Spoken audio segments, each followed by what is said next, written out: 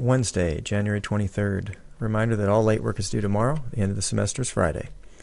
If you have extra credit eggs still rolling, bring them back to your table. Our outcomes are the same as they've been for the past 2 weeks, focusing on cells and cell processes. So all that's left is a final day of observation if you're doing the egg and salt water, and then finishing up our conclusions, which are due tomorrow. The next 4 slides you will find posted under number 27 on Classroom, but I want to go over them here. The 3 methods of cell transport that you will learn about: osmosis, diffusion, and active transport. The 2 in yellow, osmosis and diffusion, are types of passive transport, you can talk about when you explain your egg. But stay away from active transport, even though we learn about it. Since that egg is not living, it's not going through cell processes, it doesn't have a source of energy, it's not showing any active transport. So it's not one of your explanations, even though it is important to know about. The rubric on your number 27, 1 3rd grade, 2 5th grade, 3 7th grade, 4 9th, 10th grade, and then the plus ones explaining to you how you will get points earned for your observation sheets. And then there's 2 potential extra credits here.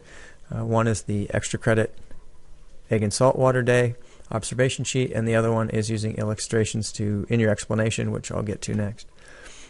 So 1 is a partial explanation. You don't include each of the days.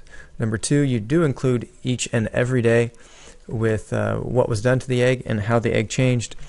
It's a level 3 meeting standard at your grade level when you provide explanations as to why the egg changed. In other words, a 7th grader can go beyond just the visual and model things we can't see directly with our eye, or the microscopic processes that are taking place. And then a level 4 would take you into using the words hypertonic, hypotonic, and isotonic in your explanations, using the high school standard words to explain these processes.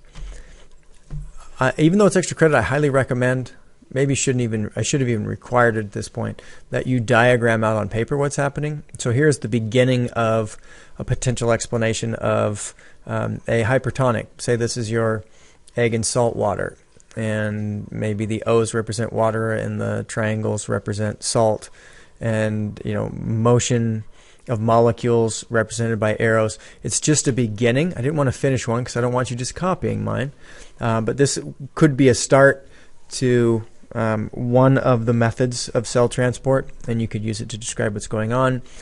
And then for each of the different methods, you would make an illustration to show that. So quick checklist. How do I know when I'm done? You have observation sheets for each day, reminding you that you have one for extra credit if you want to use it.